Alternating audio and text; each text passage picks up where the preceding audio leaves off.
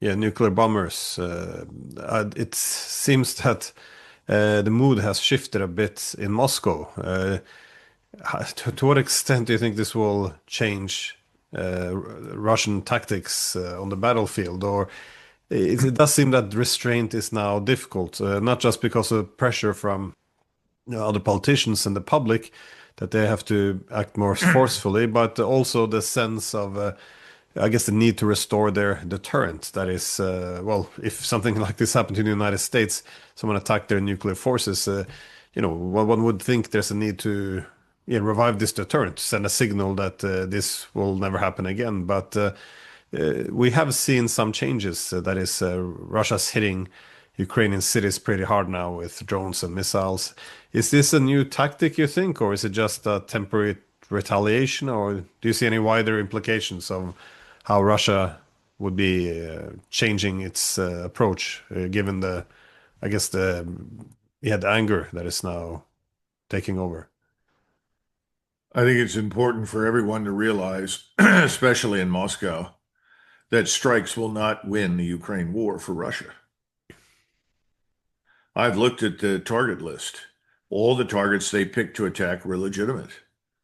They all did severe damage, and they will have military impact on the ability of the Ukrainians to do very much. But it's not going to end the war. Now, in terms of the battlefield, the war is over. The Russians have won.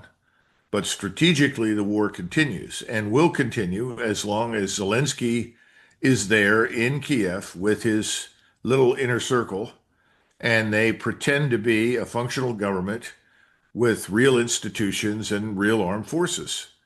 And they will do that as long as we in Washington send them cash and military equipment.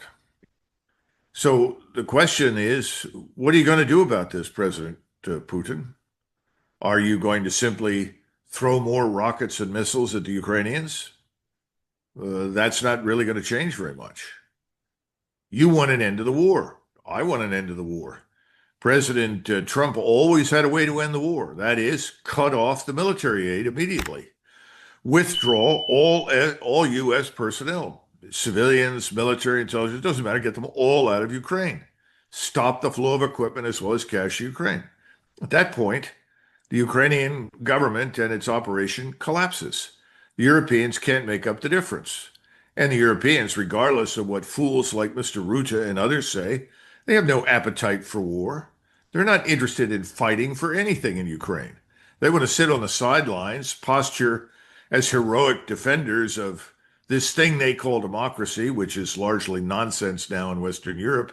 If you look at the censorship and the punishment meted out to people who have the audacity to disagree with whatever the mainstream opinion is uttered by the government, that's all nonsense. So the question is, if you're in Moscow, what are you going to do? I don't think they have much choice. I think that they've got to roll over the Dnieper River. They've got to cross it. They've got to go into Kiev and put this government out of business in Kiev. They've got to take Odessa, because Odessa is the gateway for arms and all sorts of equipment and technology for Ukraine. Now they're going to send 10,000 Russian troops, I understand, to Moldova to protect the Russians who are living in Moldova. Well, if you're going to do that, you might as well take Odessa. Then you at least have a land bridge to Moldova. And I think that can be done. Once it becomes clear that the government in Kiev is out of business and Odessa is in Russian hands, I think at that point you're looking at an end state. Then you have a rump state Ukraine. Then the question is, what do the Romanians, the Moldovans, the Hungarians, the Slovaks, the Poles really do about it? Because they're the ones with a border with Russia and Ukraine. I don't know what the Lithuanians, Latvians, and Estonians are going to do except continue to sit on the sidelines and carp and complain like other Lilliputian countries with Lilliputian armies. It's just absurd. But I think the other states that I mentioned, they have an interest in ending this conflict as well. The question is, what do the rest do? The Germans? I mean, Germany is just a frightful mess. It's a catastrophe right now. You have a coalition governing there that can't agree on anything. You have people in power in Paris and London who Might as well be on Mars. There's absolutely no grasp of reality whatsoever. So it's just appalling when I listen to what these people say. They're playing with fire, and they have no idea what that means. And what it means is very, very serious because at some point, the Russians are going to do what I just mentioned. They will because they don't have any choice. And if this doesn't end it, they'll have to do more. I think it was a member of the Russian delegation that said, well, remember, we fought Sweden for 21 years. They did. And we ought to remember that. And I think we ought to be interested in peace, not more conflict, because it's certainly not helping Ukraine. The principal victims in all of this are Ukrainians, let's face it.